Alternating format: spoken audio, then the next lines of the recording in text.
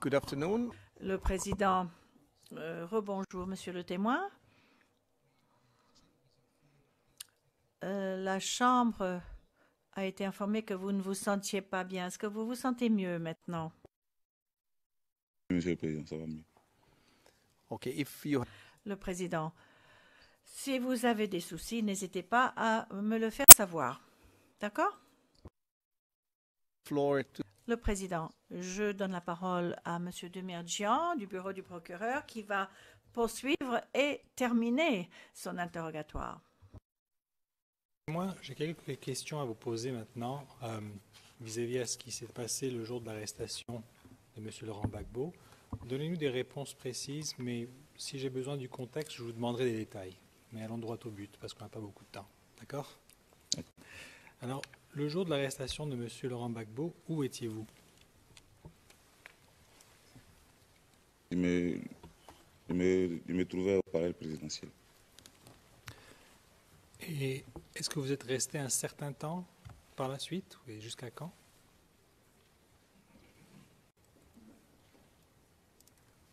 Je suis resté jusqu'au lendemain. Le lendemain, le 12, jusqu'à 14 heures, parce que, bon, on avait peur de sortir.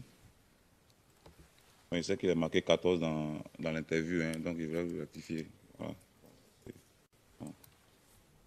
C'est un peu un oubli.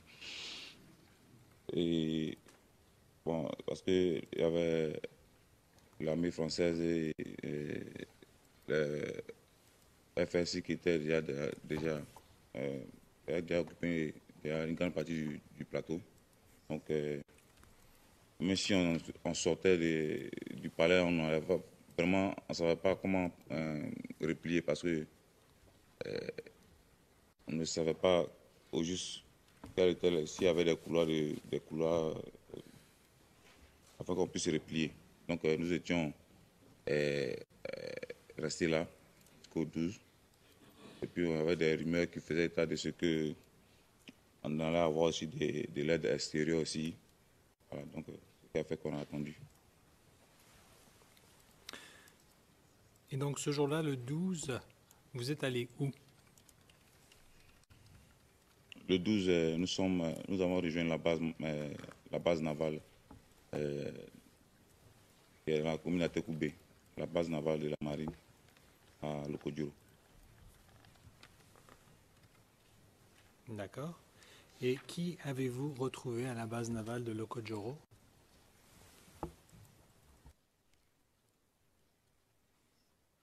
Il y avait déjà des chefs de guerre libériens qui étaient déjà là. Il y avait d'autres commandants aussi du GPP, dont Magui Lotoka et Chang, tout ça qui était aussi là. Il y a le commandant Conan, il avait déjà récupéré en tout cas la majorité des armes qui étaient à la poudrière, la base navale. Il avait évacué avec une bonne partie de ces éléments. Donc, lorsque nous sommes arrivés, il y avait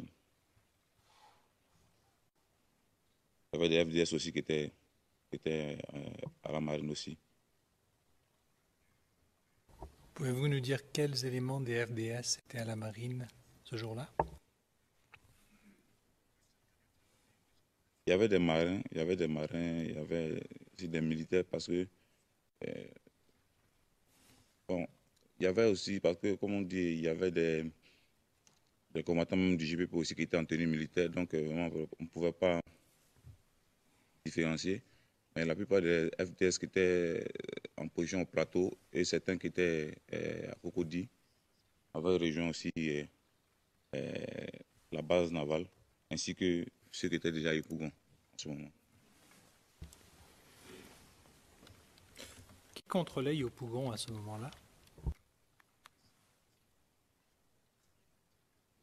En ce moment, c'est nous qui contrôlons Yopougon.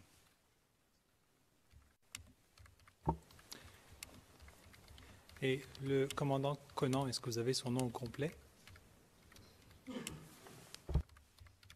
Conan Boniface.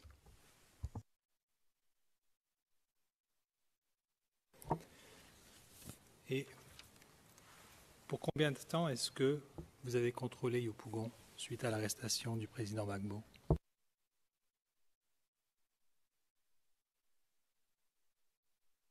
C'était jusqu'au lundi qui a suivi. Jusqu'au lundi qui a suivi, parce que jusqu'au lundi qui a suivi, les forces républicaines ont réussi avec l'armée française, ont réussi à déloger tous les combattants qui étaient à Yopougon. Est-ce que vous avez quitté Abidjan à un moment donné? Oui, oui.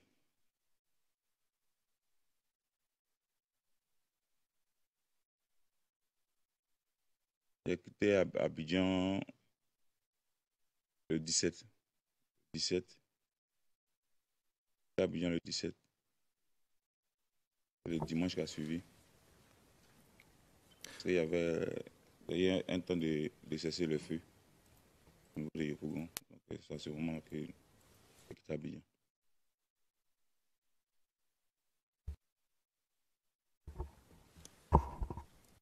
There seems to be a problem here.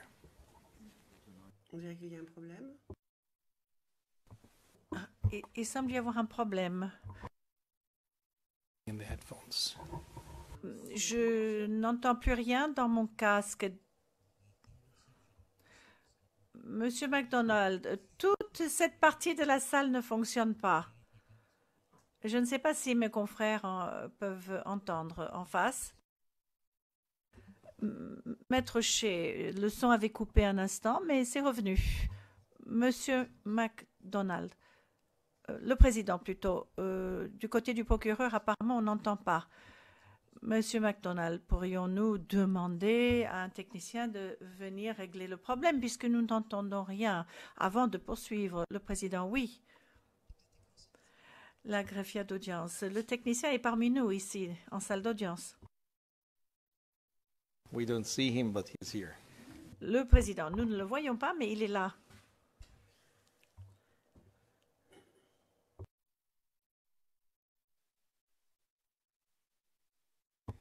But the technician is working on the wrong side, I think. Le président, je crois que le technicien travaille du mauvais côté.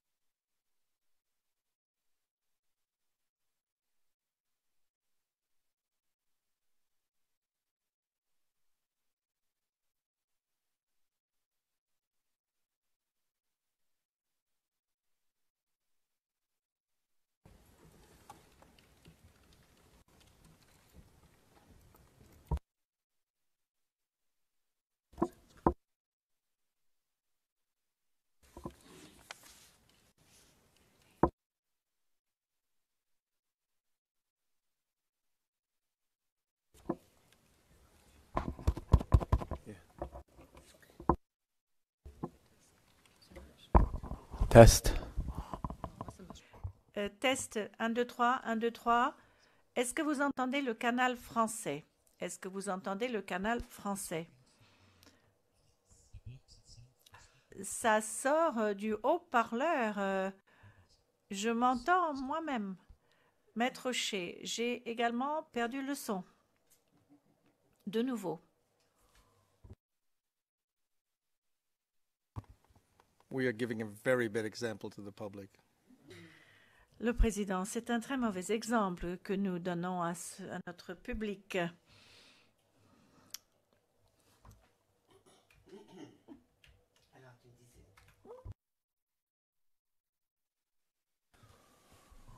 I was assured in a few seconds it should work. Le président, on m'assure que tout va marcher dans quelques secondes. J'imagine qu'ils nous entendent. dans la salle d'audience 2 ou 3, je ne sais pas.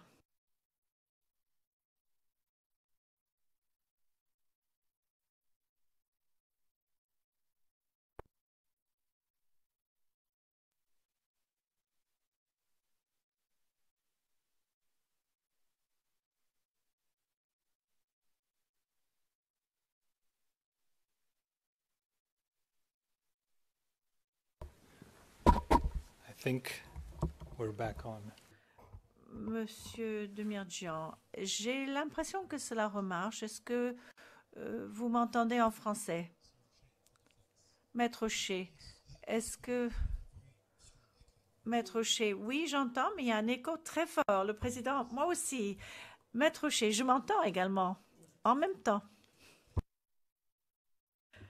Le président, je m'entends moi-même en écho dans mon casque.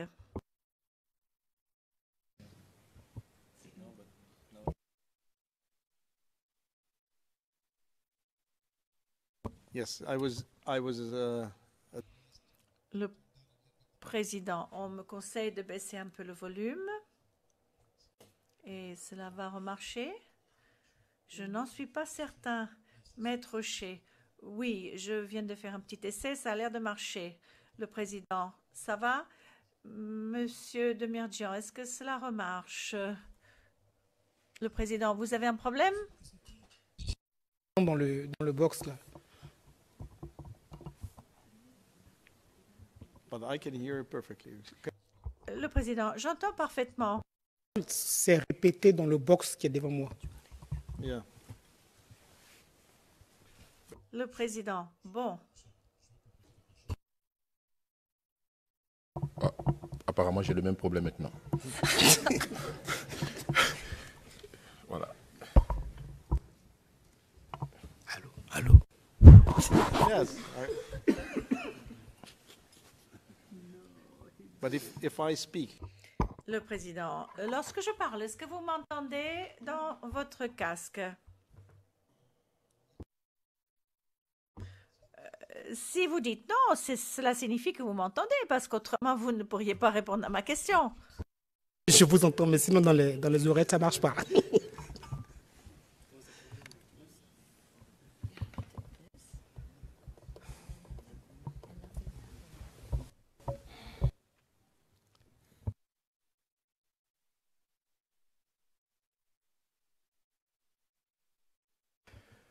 The technician is on his way again. Le président, le technicien va nous rejoindre sous peu. So it would be now only a problem for the Bagbo defense, right? Bon, si je comprends bien, il n'y a que du côté de la défense qu'il y a un problème. Du côté de la défense de M. Blégoudet.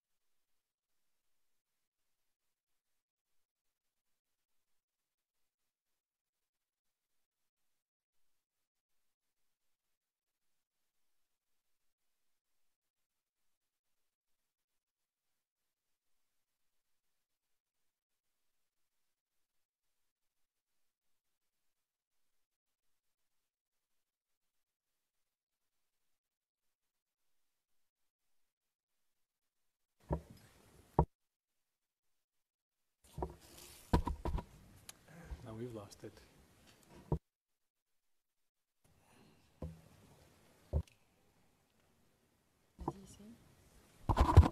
We've lost.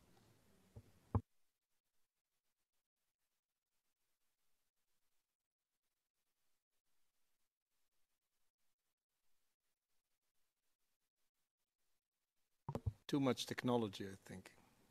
Le président, on a peut-être un excès de technologie.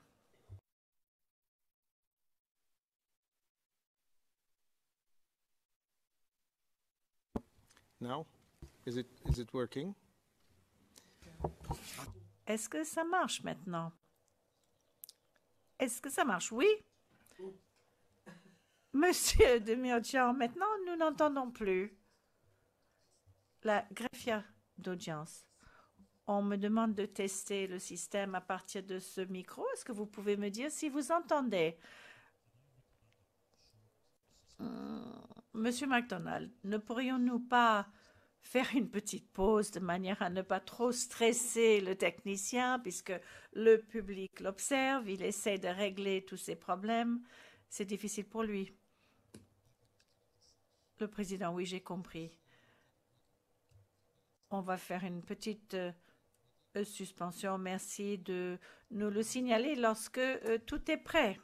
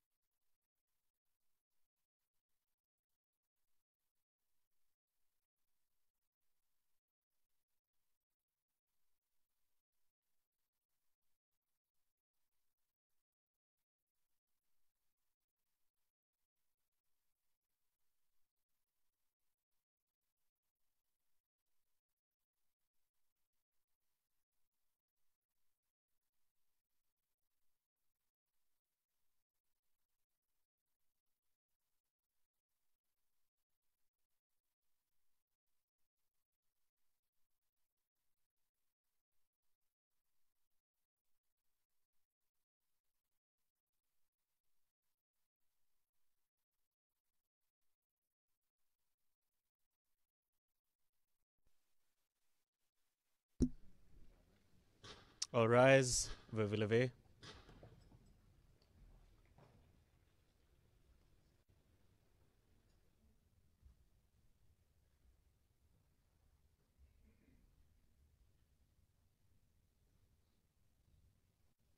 Please be seated. Veuillez vous asseoir.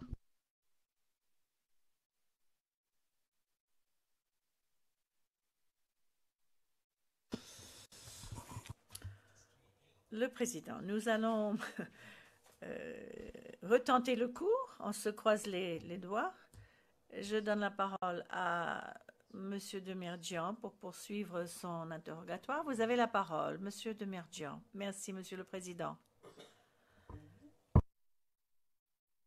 Vous avez quitté le dimanche, le 17 avril. Vous m'entendez bien? Oui, oui, bien entendu. Ok. Vous dites que vous avez quitté le dimanche, le 17 avril. Et vous nous avez dit que les FRCI sont rentrés le lundi. Oui. Donc, si j'ai bien compris, vous avez quitté un jour avant leur entrée à Yopougon. Oui. Est-ce exact? Exact. D'accord. Entre le 12 et le 17 avril, durant cette période où vous étiez là, quelles étaient les activités des mercenaires libériens et des éléments du GPP?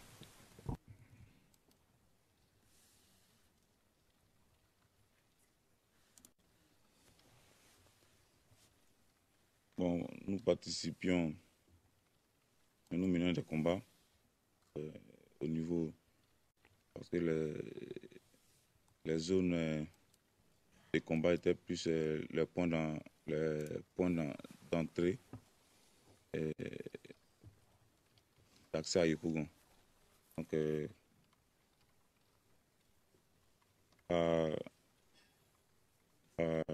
le quartier dit Sable dont j'avais déjà parlé, au niveau aussi du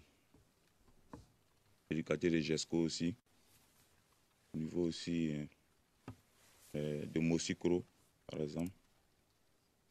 Et souvent, bon, ce week-end faisait des incursions, bon, jusqu'à quand même vers les quartiers, les nouveaux quartiers, d'autres aussi, d'autres quartiers comme les quartiers Maroc aussi.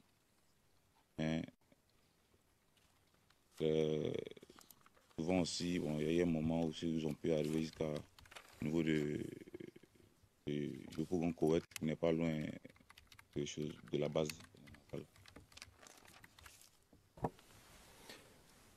Lors de ces opérations, est-ce qu'il arrivait que le GPP ou bien les forces libériennes arrêtaient des individus suspectés de collaborer avec les forces nouvelles ou le FRCI à ce moment-là? Oui, il y a des personnes qui étaient dénoncées par la population dans un quartier.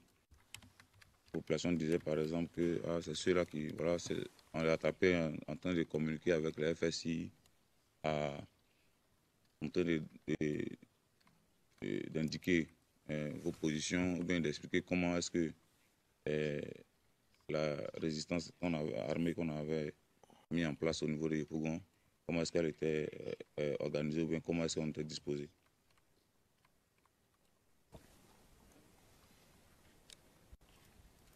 Et une fois que vous attrapez un individu en train de communiquer avec le FRCI, que se passait-il? Que faisiez-vous avec cet individu-là? J'étais abattu parce qu'à ce moment-là, on n'arrêtait personne pour le mettre en prison.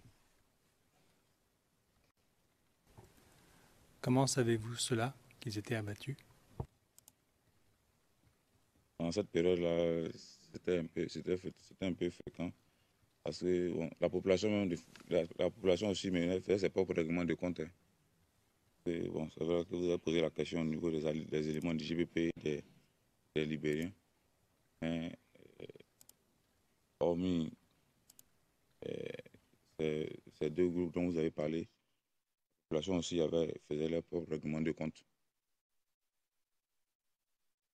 Donc, c'était sur les personnes, la majorité des personnes que les éléments du GPP arrêtaient, soit tabassaient, soit exécutaient.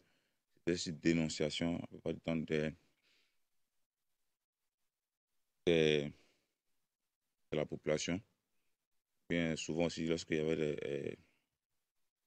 avait des affrontements, des éléments qui n'arrivaient pas à replier en même temps aussi avec leur,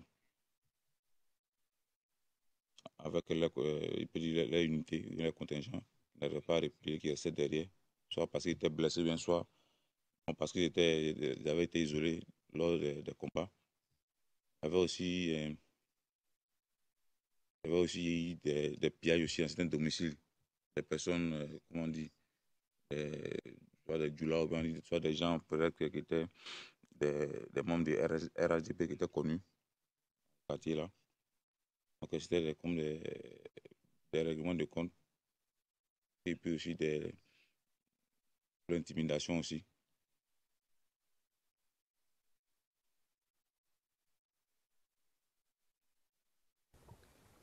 Donc, par rapport à cette population que vous avez mentionnée qu'il y avait du pillage et des règlements de compte. Est-ce que vous avez vu des règlements de compte?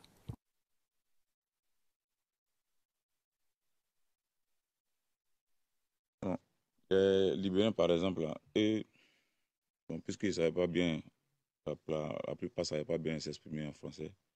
Donc, eux, lorsqu'ils croisaient quelqu'un, ils demandaient, bon, c'est Gbagbo ou bien c'est maison. C'est-à-dire, euh, est-ce que vous êtes partisan de Gbagbo ou bien, bon, si c'est la maison, bon, comme le logo du RDS est une case, donc si c'est des gens qui sont du RDS, bien soit ce sont des gens qui sont des partisans de M. Gbagbo.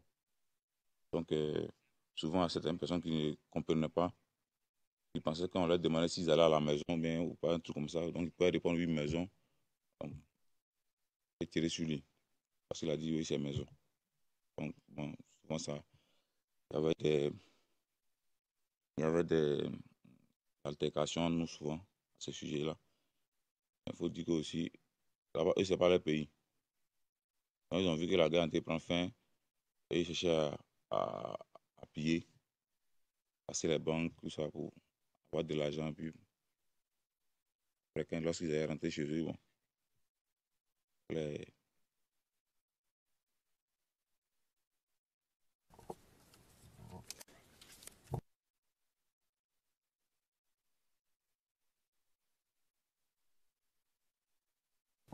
Juste pour être clair, ça c'est, comme vous l'avez dit, c'est la population d'Ioula ou bien des membres du RHDP. C'est bien cela?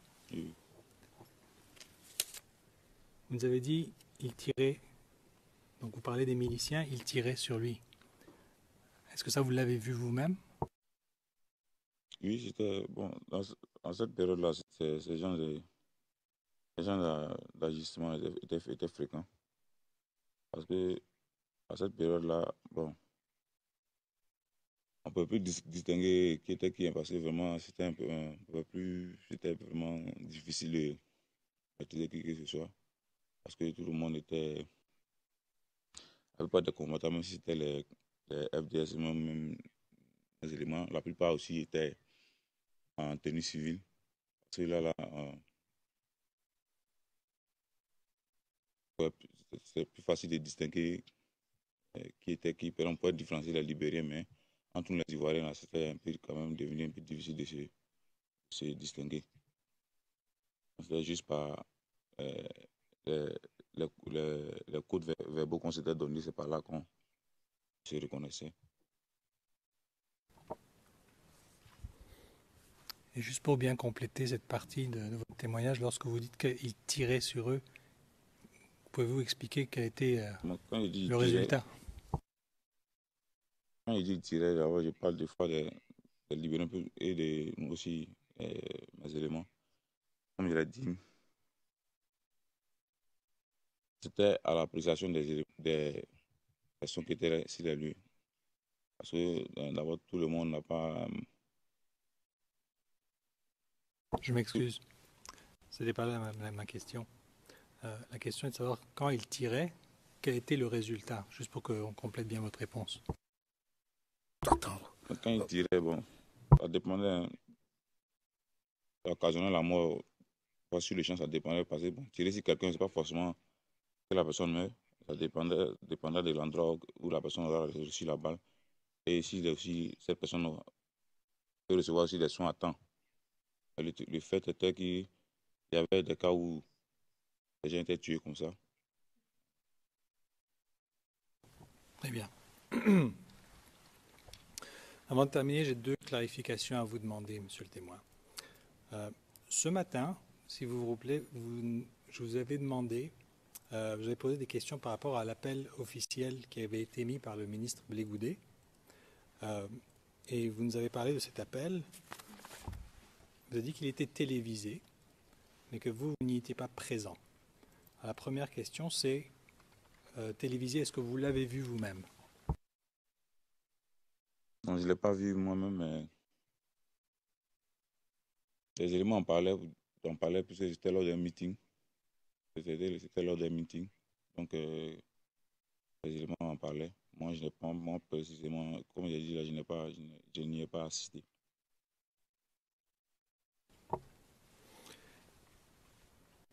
Et lorsque vos éléments vous en parlaient, quel était le message exact de cet appel?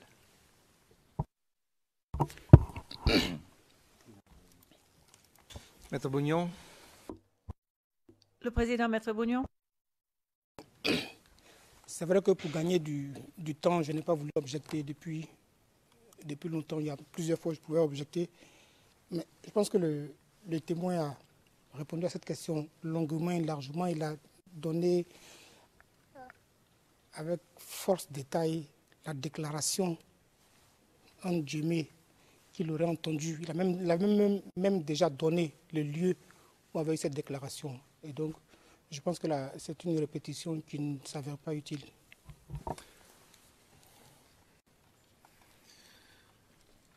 We actually didn't get those details, Your Honor. That's why I'm going back. Monsieur Demirjian, en fait, je n'ai pas obtenu les détails que je souhaitais, c'est pourquoi je voulais revenir là-dessus. Le président, veuillez poursuivre. Maître Hochet, mais il y a une autre difficulté, n'est-ce pas? Si le témoin nous dit que cela lui a été rapporté, que c'était un message télévisuel, il est assez difficile de lui poser la question de savoir quels étaient les mots exacts prononcés par M. Blé Goudet.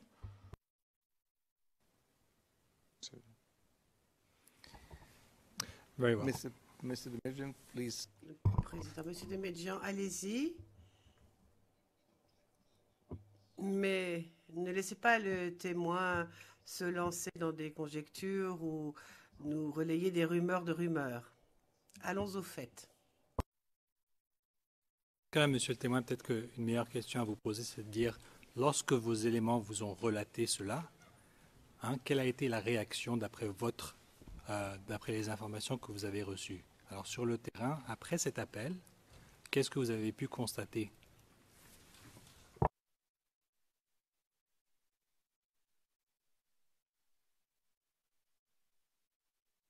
Donc, comme je vous l'ai dit, que nous-mêmes déjà avant, on avait déjà ces mêmes instructions-là de bloquer l'achat de l'ONU. Donc, c'était juste que les autres franges de la population qui ont commencé aussi à mener aussi ces actions-là. Nous, à notre niveau, on avait déjà commencé à faire des barrages depuis longtemps, avant même que cette information ne nous soit pas parvenue. Ça n'a juste fait que donner une plus grande propension à ces agissements-là. D'accord. Une dernière clarification à vous demander, monsieur le témoin. Ce matin, je vous ai demandé si vous aviez vu le général Dogbo-Blé à la résidence. Vous nous avez dit que vous ne l'avez pas vu. Est-ce que vous l'aviez aussi vu au palais présidentiel? Oui. Est-ce que vous lui avez parlé? Moi, je lui ai parlé, mais il nous a parlé. Voilà. Moi, je lui ai parlé parce que c'est lui qui adressait les éléments qui étaient palais. Pas moi, personnellement, que lui. C'était quand? Fin mars 2011. Et que vous a-t-il dit?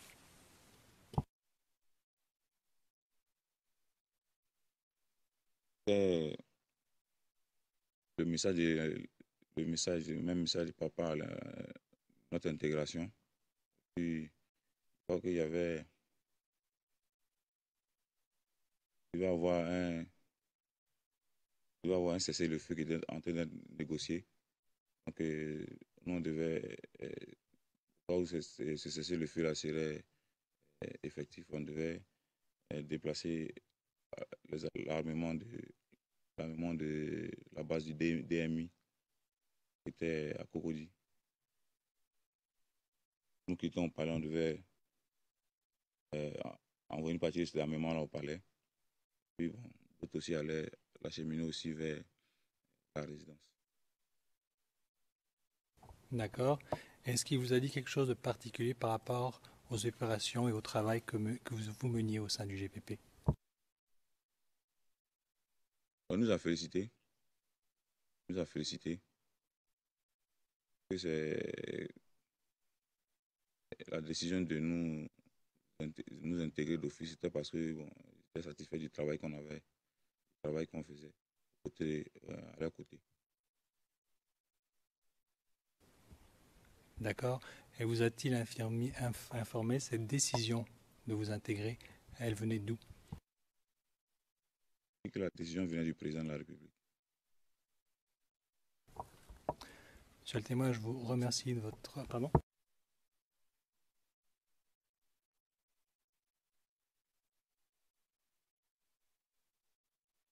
Pardon. Vous avez mentionné le DEMIR. C'est quoi cet acronyme? Le DMI, c'était une unité spéciale de la Marine nationale qui était commandée par le commandant Conan Boniface.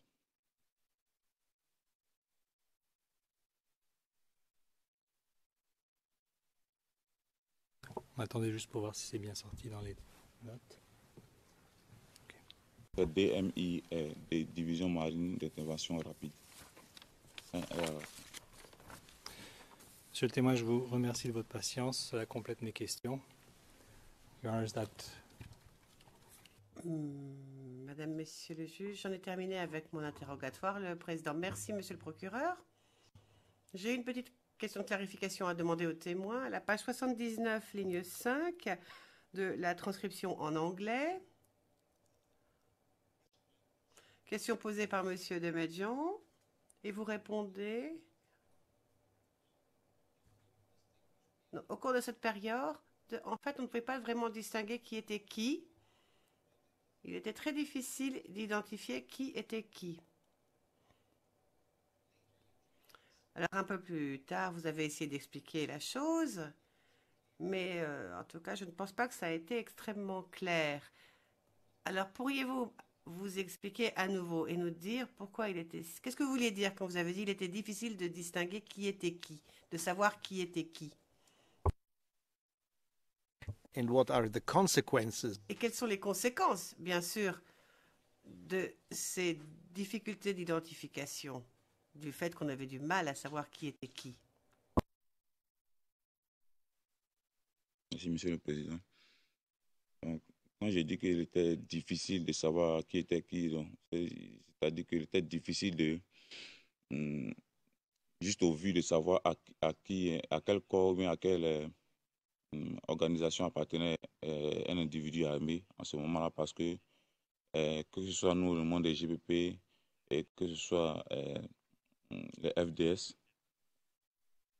en tout cas, à la majorité, nous étions en tenue civile. Parce que même au palais présidentiel, avant que nous délocalisions vers Yopougon,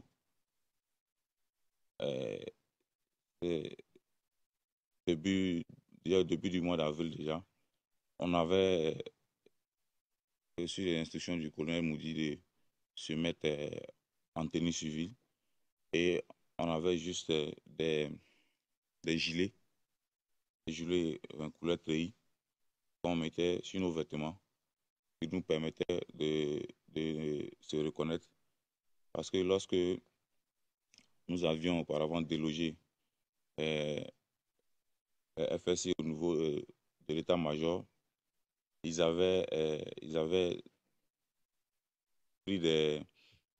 emporté les tenues qui étaient à la garnison de l'état-major. Donc, ils avaient des tenues des différents corps de FDS qu'ils avaient porté. Donc, on ne pouvait pas, si on se mettait dans ces mêmes tenues-là, on allait avoir des problèmes à se différencier lors des combats. Donc, déjà, à partir du début avril au palais, on était en tenue civile. Et quand je parle d'on était en tenue civile, je parle des éléments au niveau des FDS ou même du GPP qui étaient là, mais qui prenaient part au combat. Je ne parle pas des officiers qui étaient à la salle de transmission, mais ceux qui étaient chargés du dispositif sécurité au palais. Donc, jusqu'à Yopougon, les FDS qui étaient là avaient enlevé les tenues et ils étaient en tenue civile. Donc, c'est juste par des codes, comme on dit, par des codes verbaux qu'on se reconnaissait. Yes, but which consequences?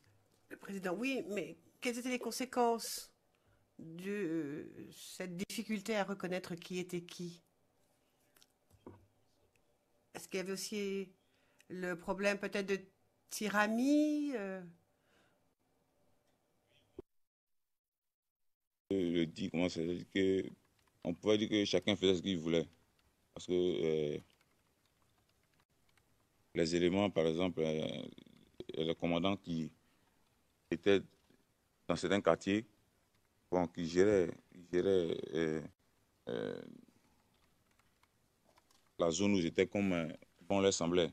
C'est-à-dire s'ils voulaient piller, ou bien s'ils voulaient faire des règlements de compte, bon, ils le faisaient. C'est-à-dire que, à part les rassemblements qu'on faisait le matin à la base navale, bon, au cours de la journée, bon, les éléments qui étaient armés pouvaient avoir des écarts de conduite qu'on ne pouvait pas contrôler.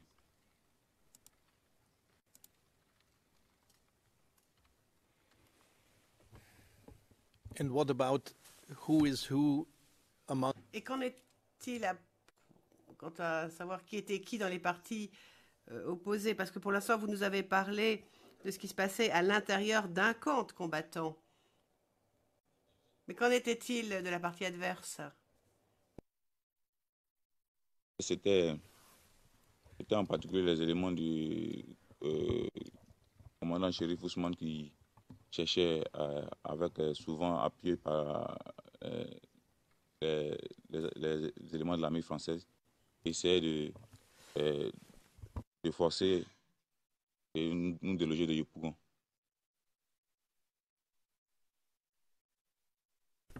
But I'm referring to the difficulty to. Mais moi ici, je fais référence à cette difficulté d'identification, puisque vous nous en avez parlé.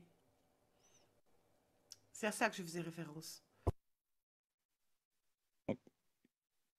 J'ai dit qu'il y avait une difficulté d'identification, mais on avait des codes pour pouvoir quand même arriver à s'identifier. Et en fonction des quartiers, on savait qui gérait les différents quartiers. Donc, lorsqu'on arrivait dans une certaine position, on s'annonçait. C'est-à-dire, ici, lorsqu'on arrive à un certain barrage, on ralentit et on lance le code. Donc, quand eux aussi répondent, on sait que ce sont des combattants aussi du même camp que nous. Et on progressait. Donc, on savait quand même quelles étaient les zones qu'on contrôlait. Thank you very much. Président, merci beaucoup. Je crois que cela met un terme. Mais je vous vois de vous, Monsieur Desmédian. Monsieur Desmédian, écoutez, suite à la question que vous venez de poser, j'ai des questions à poser, mais puis-je les poser maintenant ou est-ce qu'il vaut mieux que je les pose en questions supplémentaires après les contre-interrogatoires de la défense, le président? Une question ou des questions, Monsieur Desmédian? Une question. une question. Parce que de toute façon, nous n'allons pas commencer le contre-interrogatoire de la défense tout de suite. Donc nous avons un peu de temps, amplement du temps d'ailleurs. Donc vous pouvez poser votre question, Monsieur de Medjian.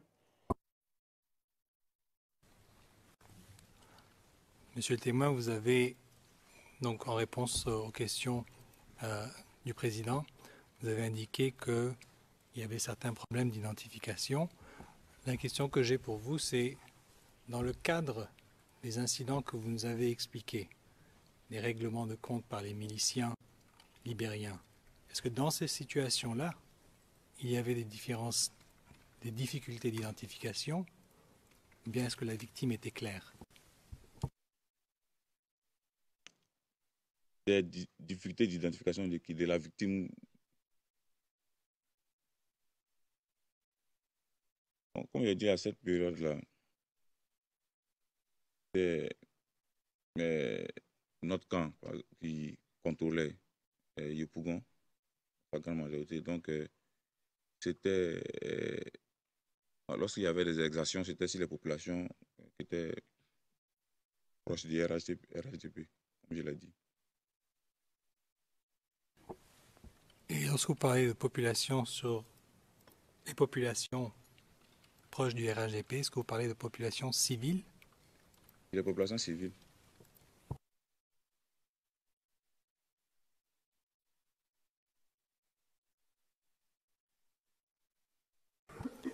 Et dans ces situations-là, est-ce que l'identification posait problème? Comme il a dit là, le plus souvent c'était sur désignation même des habitants des quartiers, parce que dans chaque quartier, les gens se connaissent entre eux. Ils savent eux qui habitent où, qui fait quoi. Donc, c'est sur désignation. Et certains habitants même des quartiers même qui disaient, ah, c'est là, telle maison-là, c'est des gens des RHDP. Donc, ils sont là-bas, qui donnent l'information. Oui, j'ai vu une telle personne en train de communiquer à propos de comment est-ce que vous vous comportez ici, comment est-ce que vous êtes positionné ici, donc donner des informations sur vous. Donc, soit eux-mêmes, eux, voir la population civile elle-même, prenaient les gens qui venaient nous remettre, ou bien soit, et sur indication, et nos éléments intervenaient. Thank you, Your Honors.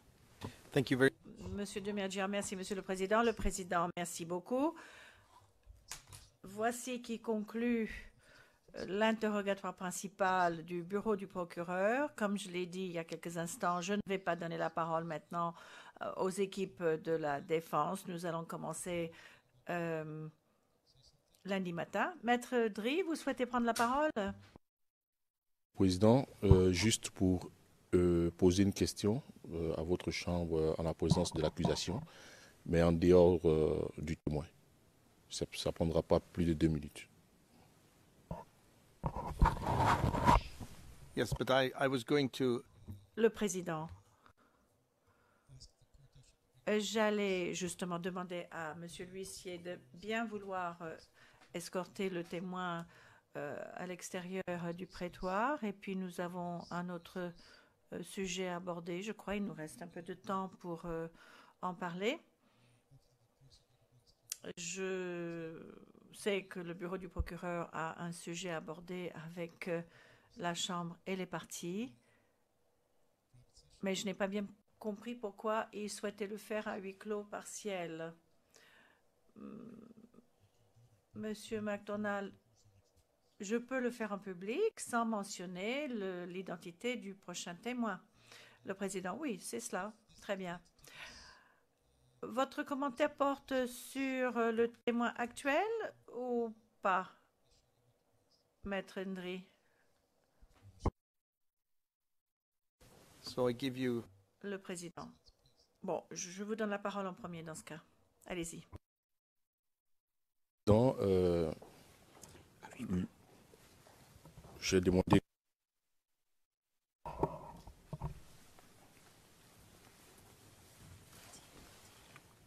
Je sollicite le huis clos partiel, s'il vous plaît. So let's go in private session. Le Président. Huis clos partiel, s'il vous plaît. La greffière d'audience